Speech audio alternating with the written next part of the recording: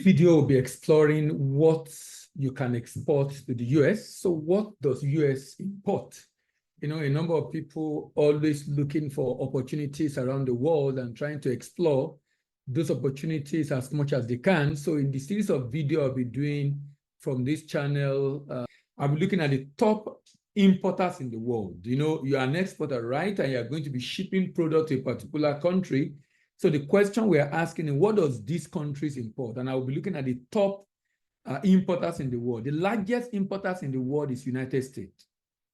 And the import of United States in 2022 is $3.12 trillion. $3.12 trillion.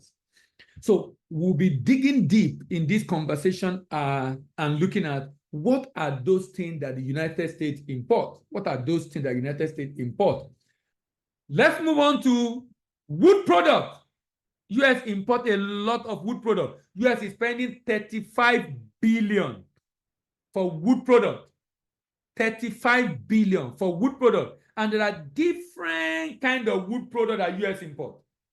What kind of wood product US import? Sunwood, 36.1% of the $35 billion. Plywood, 11.7% of the $35 billion. Wood for carpentry work, 10.6%. Particle board, 10.3%. Other wood articles, 5.97%. Wood ornaments, 2.79%.